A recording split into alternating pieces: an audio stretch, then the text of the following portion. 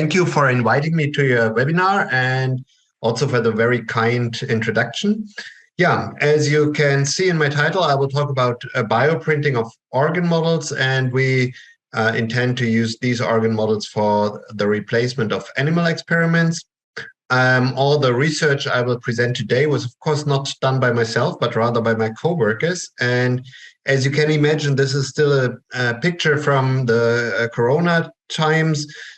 We hope to have a new picture soon, but I like this one very much because I asked my co-workers to show their creativity and to chaotic structures, and then they all aligned in a wonderful symmetric triangle, and only some foreign PhD students stepped out. So this is typical German.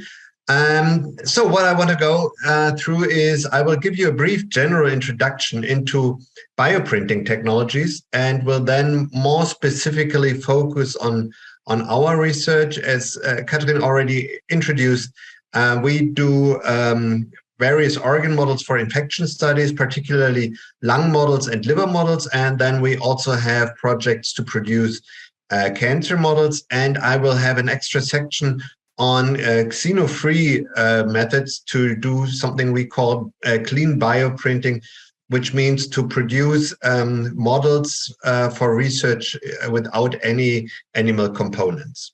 Let me start with a brief introduction into bioprinting.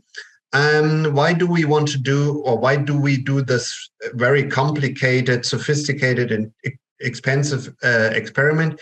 Well, probably everybody who's in this webinar shares the opinion that we have a translation problem with current research.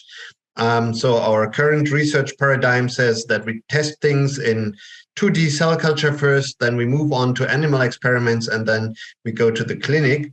And there is a long list of studies, and over several years, they all come to the same conclusion that roughly 90% of the drug candidates we test in preclinical development and that are efficient and non-toxic in preclinical animal experiments fail in clinical studies. There are various reasons for this, but among the main reasons is a lack of efficiency and unexpected toxicity. In some indications, for example, in oncology, the failure rates are even higher, reaching up to 97%. And it is actually pretty easy to understand why we have these problems. Let me just show you two examples which are relevant to the research we do later on with the bioprinting. The first is our way to conduct cancer research. So what we usually do is when we have tested something in cell culture, we go to a mouse model. And as human cancers are usually detected by the immune system of the animals, we frequently use nude mice that have no immune system. So there are two problems with this approach. First of all, the lack of the immune system.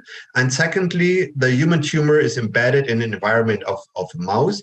And we all know that for the cancer, the microenvironment is very important. So the mouse and microenvironment will give different signals compared to what a human microenvironment would do.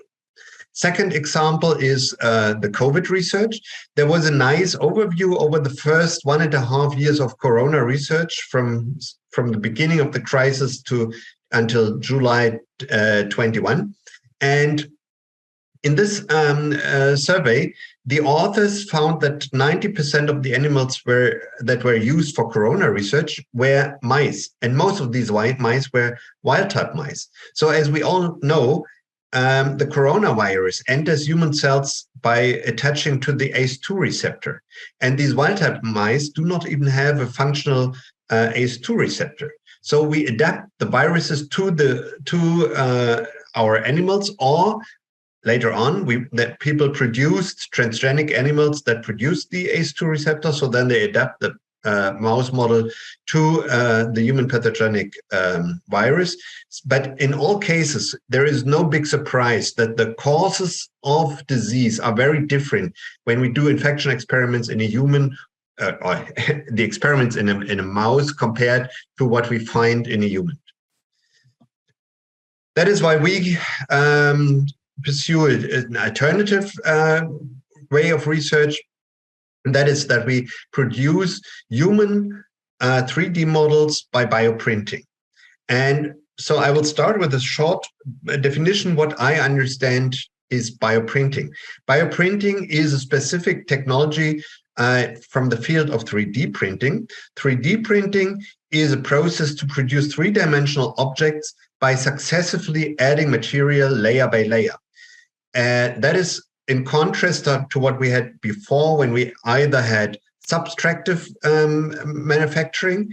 For example, imagine a sculptor, Michelangelo, seeing a block of marble before, in front of him, and then he sees the Pietà in there, and he removes, by subtractive manufacturing, he moves the parts that should go. The alternative is, of course, casting of three-dimensional objects. But in 3D printing, we produce something by additively adding layer by layer, and that is why the scientific term for 3D printing is additive manufacturing. And I have some colleagues that strictly avoid using the term 3D printing, but say that we really should use the term additive manufacturing, but 3D printing is, of course, the more popular term. So what is specific in 3D bioprinting? That is that we have living cells, living material during the printing process.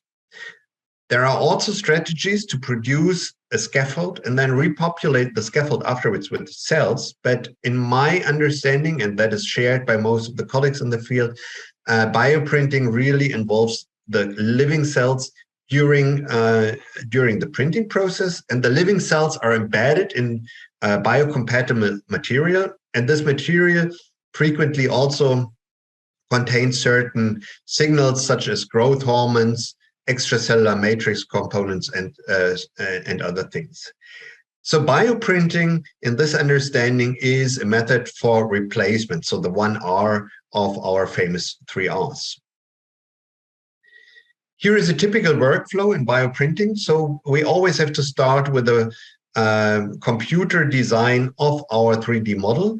The 3D model can either be obtained from a natural source, like to have an organ or a piece of tissue, and to do an MRI or CT of the scan of this tissue to obtain the three-dimensional structure.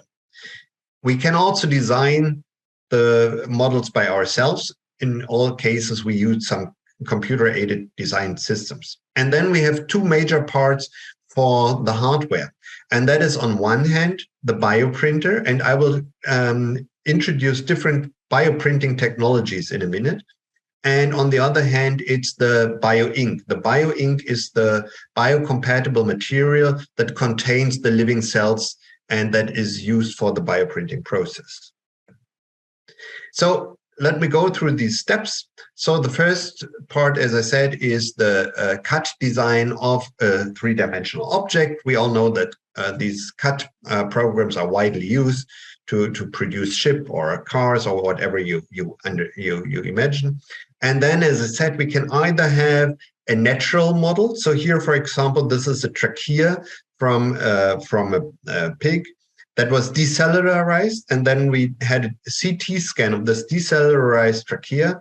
And here we have the computer model of the trachea, and then we did some 3D printing. In this case, it was only 3D printing and not bioprinting because there were no cells involved, and we could reproduce this trachea structure. The alternative, as I said before, is to produce artificial models. And here are two examples I will refer to later on. One is our model, which we currently use for the lung model. I call it the baby pool. And the second is a vascularized model where we have a 3D tissue and we have a vascular structure that is embedded into the 3D tissue, and we have an inlet and an outlet. So we can fuse our tissue model. The second step, as I said, is to create a bioink, and actually that's the big magic, the major part for a bioprinting group, to optimize the bioink. So it's pretty easy to design a nice model, and there are nice bioprinters commercially available, but the real magic thing, the real thing to work on is to produce a good bioink. As I said, the bioink contains the living cells, and it's a soft biocompatible material. And this material must have two properties. First of all, it must have a low initial viscosity during the printing process, so we can start the printing. But in the second we do the printing, it must immediately become stiff to maintain the structure that we intend to print. There are different types of bioinks. Most commonly, hydrogels are used as bioinks. So hydrogels are polymers that retain large quantities of water, and they can be cross-linked. Typical bioinks used in bioprinting are agarose and, for example, gelatin. I will show you our usage of some of these bioinks with these components, and alginate is another natural source for a hydrogel. In addition, there are some synthetic hydrogels like PLA, PLGA, or polycarprolactone. The synthetic hydrogels have the advantage that you can modify their characteristics by chemical synthesis. However, in many cases, the biocompatibility of natural hydrogels is better than that of synthetic hydrogels. Here are, as I said, two typical examples. The alginate, it's a polysaccharide, and gelatin, which is the denatured form of collagen, so what is present in the extracellular matrix. And many studies use mixtures of alginate and gelatin for the bioink. Okay. Then the second important part is the bioprinting technology. And while we have several dozens of technologies out there for conventional additive manufacturing, there are 4 major technologies for bioprinting. The most commonly used technology is the extrusion or microextrusion bioprinting. Then we have the inkjetting, laser-induced forward, and stereolithography. So microextrusion printing means that we have our bioink in a cartridge, and then we put on some pressure.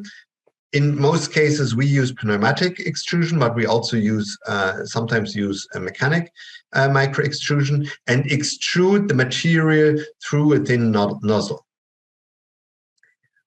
Inkjetting means that little droplets of our biomaterial are released from the cartridge by either in thermal or a piezoelectric actuator. Then we have the laser-based technologies. One is the laser-induced forward transfer. In this case, the bioink with the cells is placed on a ribbon, and specific positions of the ribbon are then addressed with a laser beam, and a droplet with the cells is released from this specific position. This technology is not so commonly used as the other 3 I have listed here. So the other 3. So the last technology I want to introduce is the stereolithography. Stereolithography means that we have a liquid material that is polymerized by a laser beam that addresses a certain position to be solidified to produce the 3-dimensional object. A specific variant of stereolithography is digital light processing, and I want to mention this here because later on I will show you a study where we use digital light processing. In this case, we don't only use a thin laser beam that solidifies material at a certain position, but we solidify the whole layer at once with a mirror technology. So there are 2 important things to take home from this part of my presentation. The first is there are various technologies for bioprinting out there, and none of those is the very best technology, but rather each technology has its advantages and disadvantages. For example, the DLP printing has a very, very high resolution, much higher than, for example, extrusion printing. But on the other hand, you need an initiator for the radical reaction, and that might be toxic to the cells. Plus, you always irradiate your cells, and in some setups, this irradiation has a high energy and may be harmful to your DNA. So it always depends on what you really want. Do you want to be very cell-friendly? Do you want to have a high resolution? Do you want to include multiple materials? Do you want to have a single material only? So each of these applications needs a different bioprinter. The second important thing to take home from this part is that the bio ink always has to be adjusted to the technology you use. For example, in microextrusion bioprinting, we commonly use these alginate and gelatin mixtures. For the DLP and stereolithography printing, we use methacrylated gelatin, GELMA, which is commonly used for these technologies. So technology and bio ink always has to fit together well.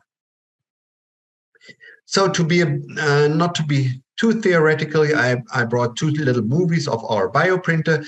One is the Cell Ink BioX printer, and it works. So here we have the cartridge with our bio ink in the cells, and we have a pneumatic extrusion. So there is air pressure on this cartridge, and then we produce our three-dimensional model. What you can see here is that we have two cartridges with two different materials, and obviously there are more positions available. So this, for example, just printed a little cancer, and now comes the second cartridge that produces healthy material, healthy tissue surrounding the cancer. Another big advantage that is already can already be seen here is that we can produce a large set of organ models with high precision and high reproducibility. So here, for example, we have it's a 24-well plate, so we can produce 24 cancer models that are almost completely identical, which is of course different to animal models which differ from animal to animal. This one is a different extrusion printer. The principle is pretty similar. What you can see here is that we have a very thin and fine nozzle, so we can print with very high precision. However, the disadvantage is with the thin nozzle, you always have a higher shear stress to the cell. So again, here you have to optimize something. Do you want to improve your resolution, or do you want to minimize cellular stress during the printing process? Here is an example of a stereolithography printer.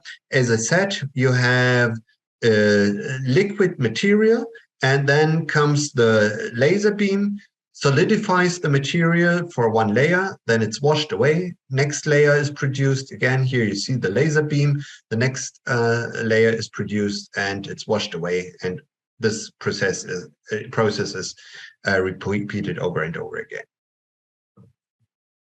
Okay, as I said, there are different technologies out there, and as a consequence, we do have a set of different printers.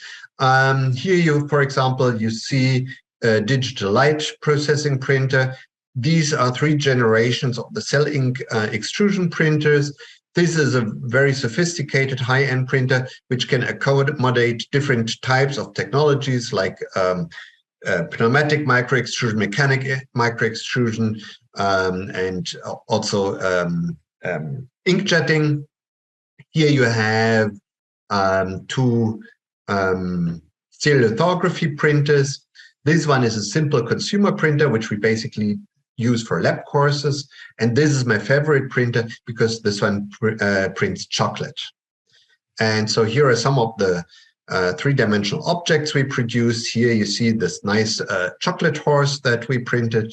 This is an example from our lab course where we took pictures of one of the students, and then the students learned how to arrange these pictures to give a 3-dimensional object that was then printed with this FDM printer. Here, these are the more biologically relevant models. I've already shown you the trachea here, and here you see an example of a vascularized tissue model. I will come back to this later in my presentation. Let me now come to our results, and I will first start with the lung model. So the funny thing is that when people speak about 3D bioprinting, 90% of the studies use a simple grid model.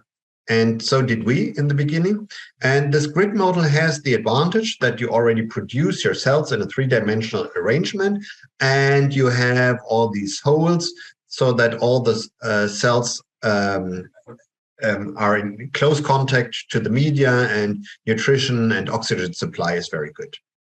Still, as I said, one of the major tasks in bioprinting is the optimization of the bioink. And here we use a basic composition of alginate and gelatin, and we added different concentrations of matrigel to this bioink. And here you see, for example, if we do not add any matrigel, after 7 days, all cells sedimented to the bottom.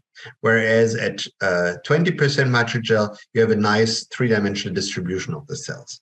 And we also did some SEM images. And here you see that we have, with the intermediate matrigel concentration, we have a nice porosity, and that means good supply of nutrients for the cells. Of course, the major readout, more or less, is the cell viability. As I said, the cells experience shear stress during the printing process. And so we did a live dead stain. The living cells are stained in green. The dead cells are stained in red.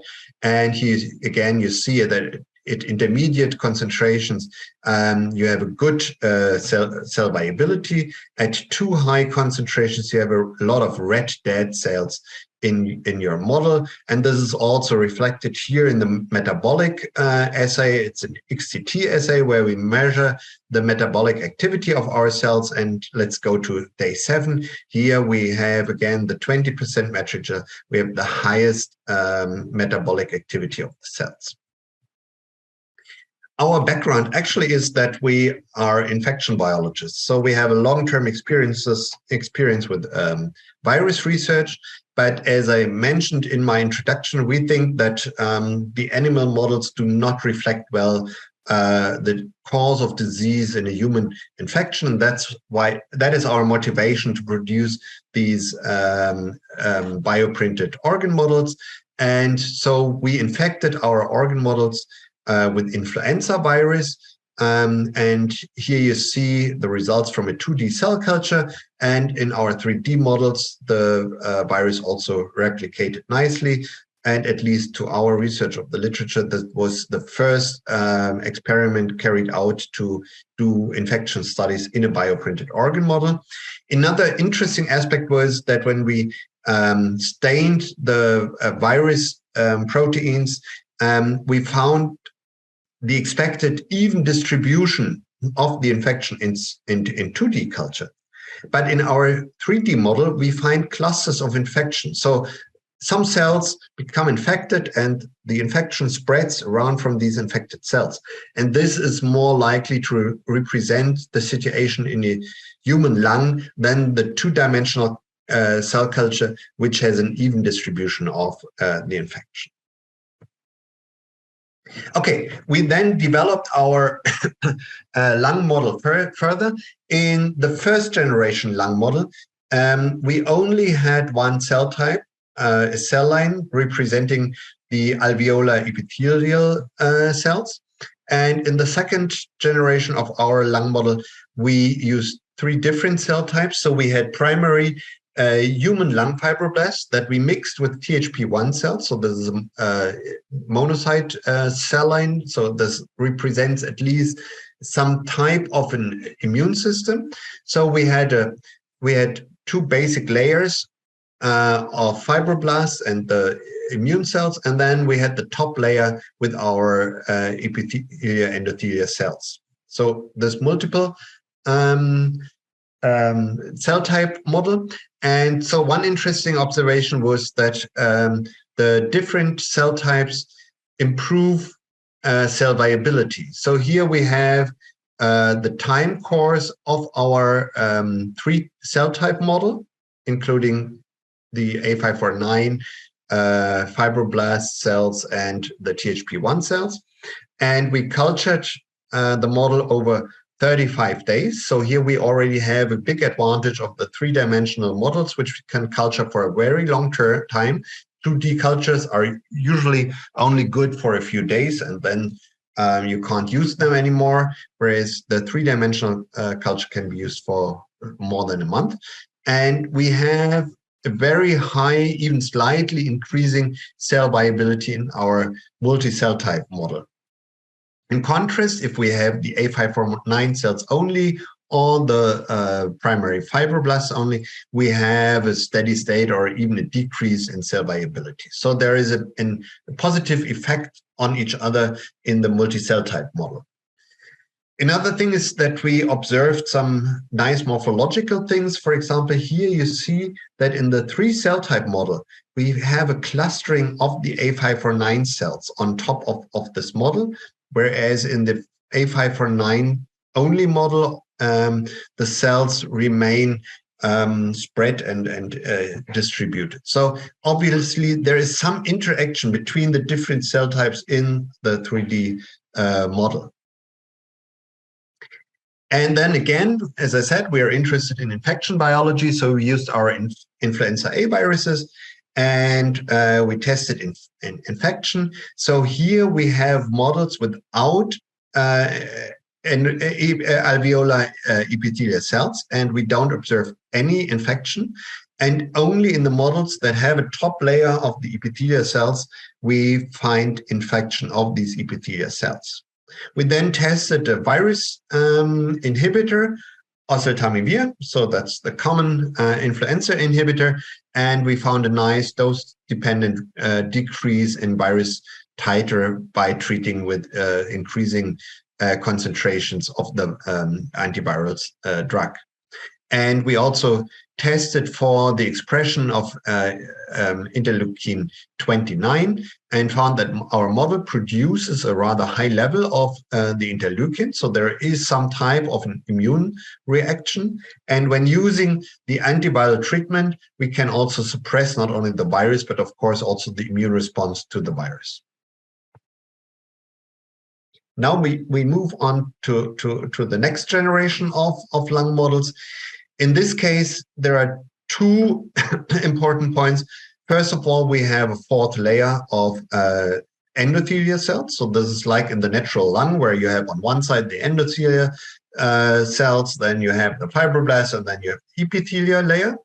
And the second important thing is that we culture these models as at an air liquid interface in Ali cultivation. So this is of course also what we have in the biological lung, where the lung has contact to the air on one side and to the blood on the other side.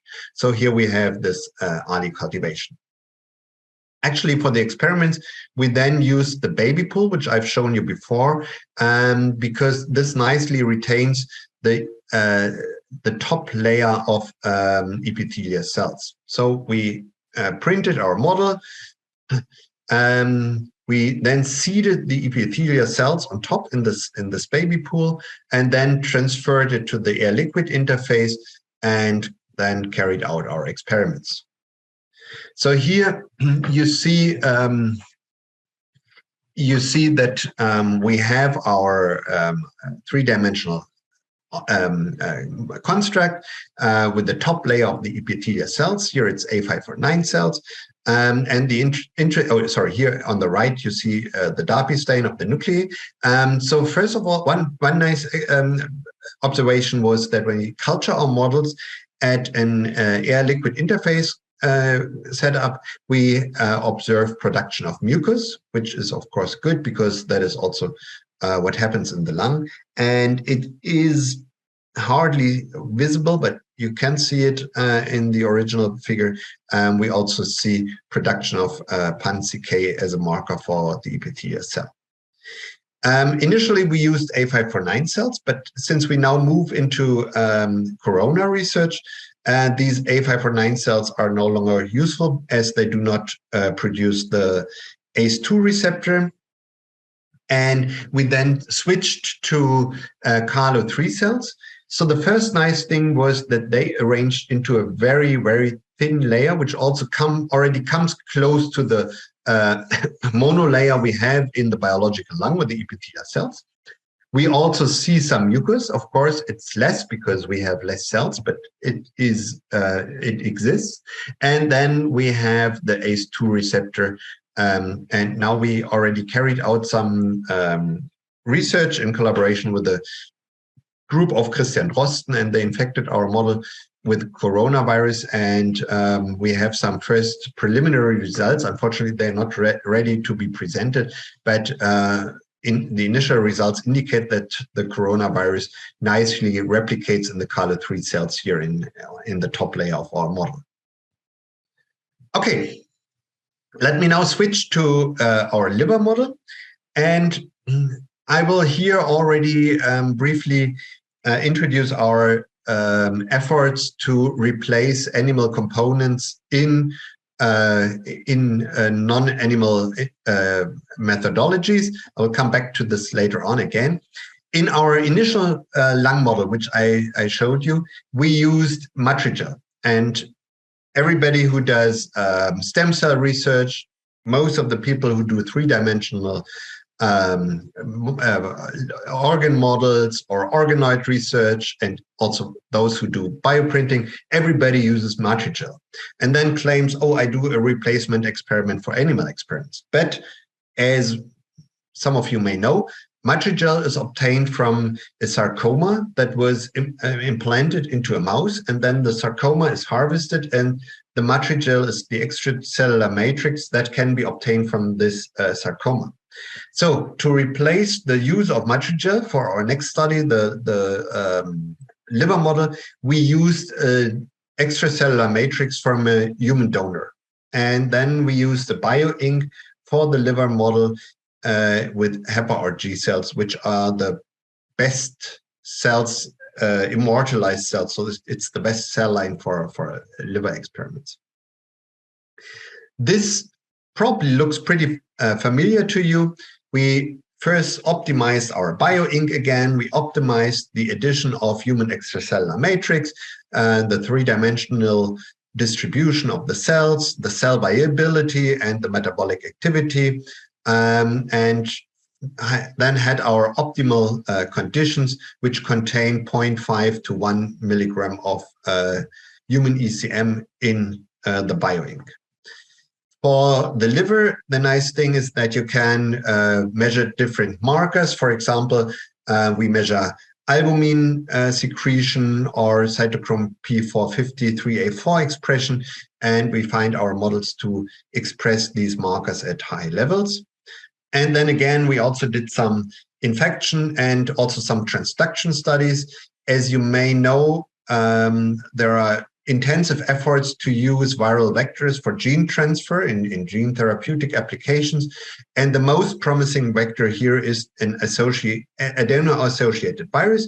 So we had an adeno-associated virus that produces GFP as a reporter gene, and we transduced our liver model with the AAV vectors and found a nice and high expression level of the reporter gene. Our AAV vectors also produced a short hairpin RNA, and that mediated 80% inhibition of our of the targeted endogenous gene, which was human cyclophilin B in our liver model. So these models can be used to optimize viral vector transfer of transgenes or silencing approaches in a three-dimensional setting. In addition, we also carried out infection studies. Here we used human adenovirus 5. This is commonly actually associated with conjunctivitis or a mild cold, but for immunocompromised patients, human adenovirus 5 may become very dangerous. Without immune system, it may severely damage the liver, and that might have a lethal outcome.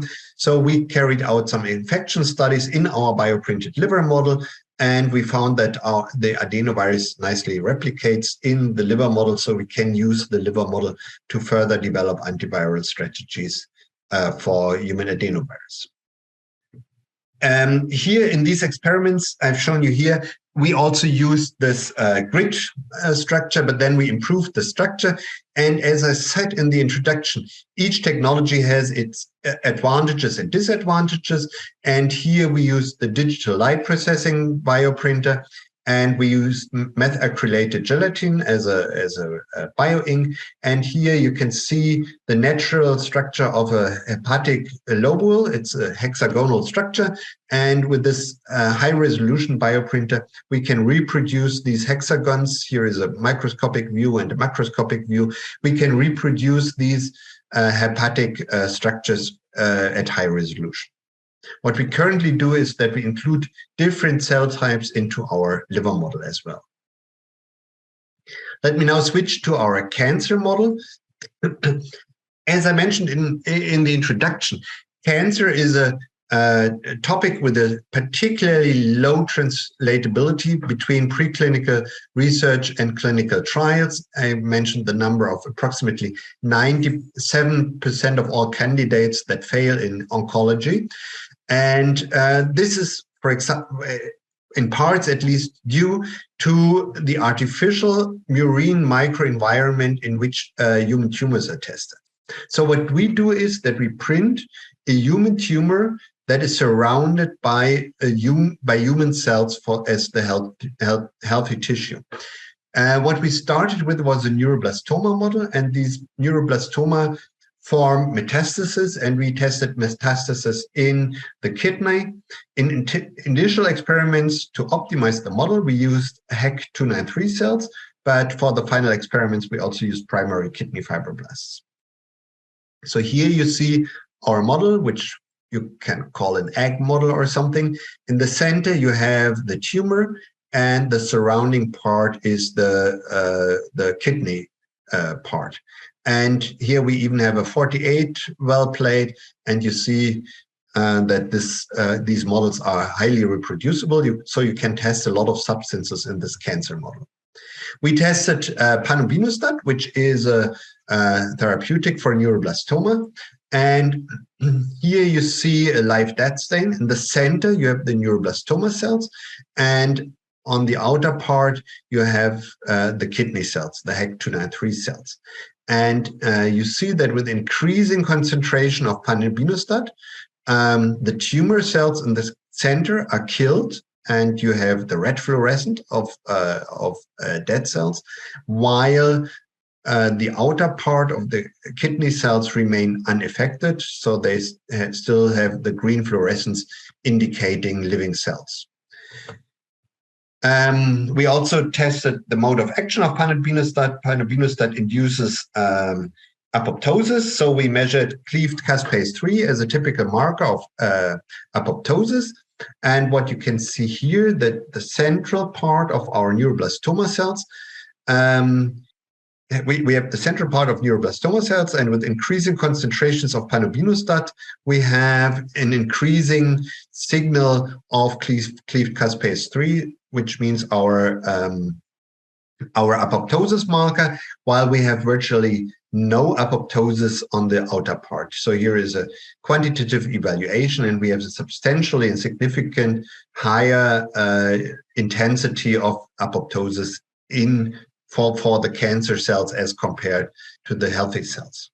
This is completely different with a different drug. We also used the blasticidine. Blasticidine has a general cytotoxic effect. And here we see that not only the inner part of the neuroblastoma cells, but also the outer part of the kidney cells start to give a signal for apoptosis. And here the quantitative evaluation demonstrates that apoptosis is pretty similar between the neuroblastoma and the kidney cells. So here we obviously have a drug that is not selective for the neuroblastoma cells. So the aim of our model is to develop a platform to test new cytostatic candidates. And here we demonstrate that it's obviously possible to distinguish between substances that specifically inhibit the tumor cells and those substances that also inhibit the non-tumorous cells. In the final experiments, we replaced the HEC293 cell line, which is a cell line again, by primary kidney fibroblasts, and fortunately results were the same. When using panobinostat as a selective anti-cancer drug, we only selectively killed the cancer cells, but we did not kill the kidney fibroblasts. So we confirm that panobinostat can be identified as a substance that is specific for the tumor. So we think that this bioprinted cancer model can be used, first of all, to test the efficiency of a cytostatic drug candidate, and secondly, to test its specificity for the drug for the cancer cells as compared to the healthy surrounding tissue. In our model, we of course have the cancer embedded into a human microenvironment, and this differs from what I explained we usually find in mouse models, where we have the tumor implanted into a murine microenvironment. Another interesting finding, which I did not go into depth too much, is that we find substantially different IC50 values for our drugs in 3D as compared to 2D. So usually there are several orders of magnitudes. So the drugs are 100 to 1,000-fold less, have a 100 to 1,000-fold higher IC50 value in 3D models as compared to 2D models. Okay, I will briefly go into another cancer study we did with collaborators that optimize radiotherapy, and they study radiotherapy at a synchrotron microbeam line at the DZ in Hamburg. And their common experiment is that they fix a mouse to the beam, and then they turn on the beam and follow the effect of the beam. So we again printed our cancer model and replaced this mouse with a cancer model and fixed this cancer model in the beam. It was only a proof of concept study. And what you can see here in the live dead stain, again, you see you can really see where the beam goes through the model. So you see the red cells and the lack of green cells in the beam line. And so this is quantitatively evaluated that we have a reduced metabolic activity in the treated cells.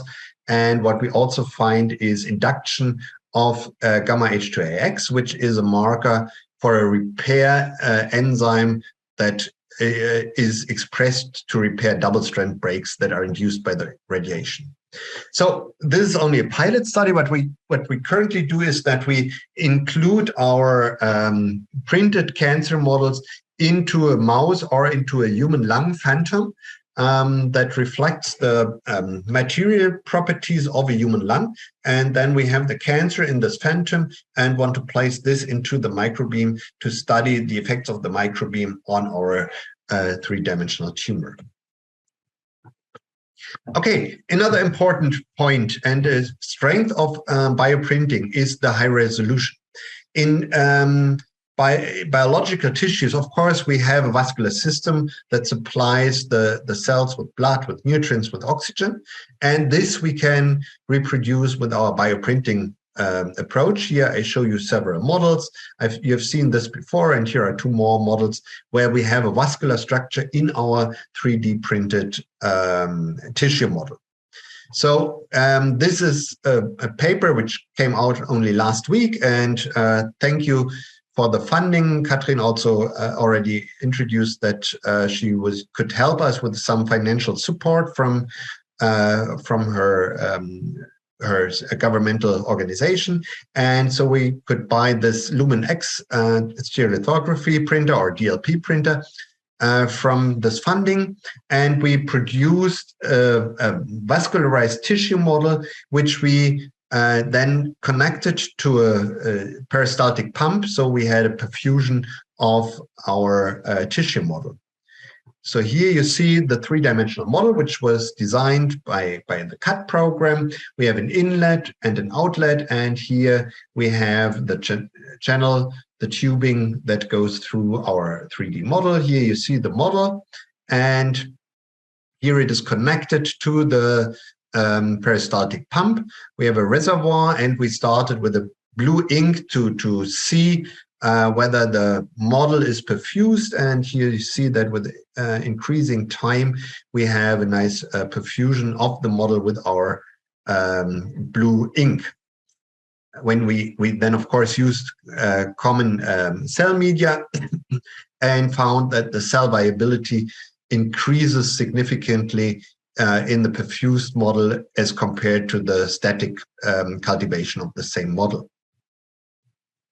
And then we added, again, a cancer drug, gemcitabine, which can be used. In this case, we have a lung cancer model, so we used a non-small cell lung cancer cell line, and we then added gemcitabine to the model, and there was a substantially higher and statistically significant higher induction of apoptosis in our cells upon perfusion as compared to the static cultivation, and that can be confirmed with caspase-3 as well as with a second apoptosis marker, PARP1. So what we think is that we can nicely introduce a vascular system in our model with a bioprinting approach, and then we can perfuse our model and give a more realistic picture of the biological system. Here, another PhD student shows me his perfused model. So again, here's an inlet, and then here's the tubing and the outlet on the other side. He then produces this model with the extrusion printer. So there's a different production system. So here we have the pneumatic microextrusion. He can then take out the model for this little movie. He didn't work under sterile conditions. And here he has a peristaltic, sorry, that's not a peristaltic pump, but it's rather a micropump. And again, he uses the blue ink to visualize the perfusion of the model.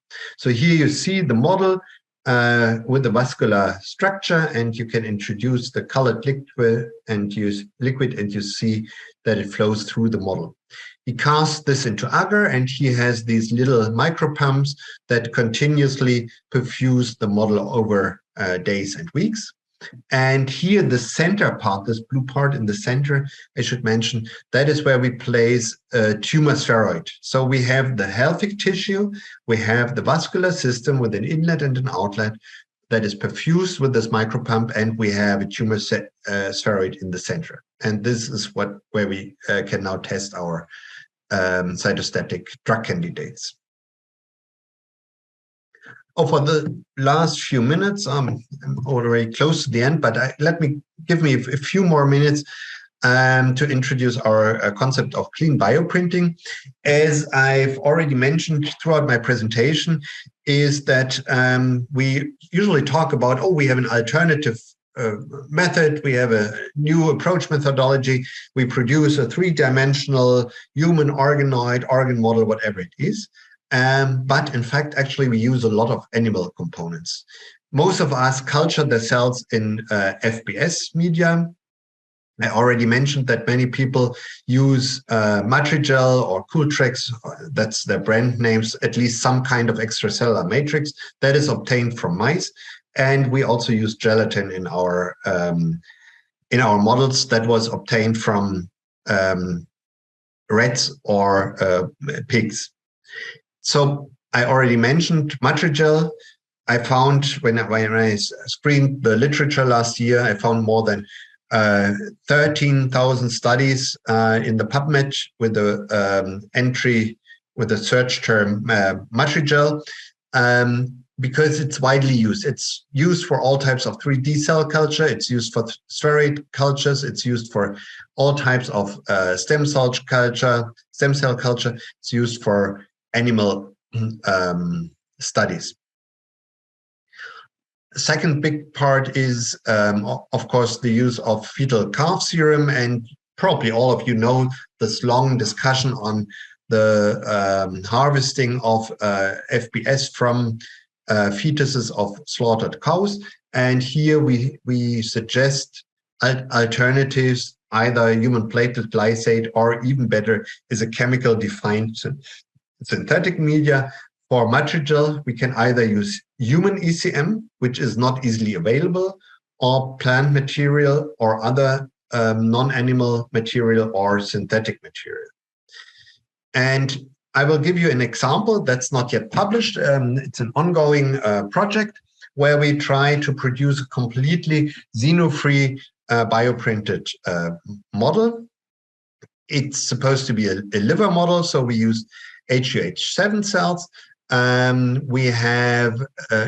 We started transferring the cells from the common cell culture medium to a medium that is consists of DMIM and F12, still contains FCS. Then we reduced FCS, and unfortunately, after several splittings, we found that the cells die.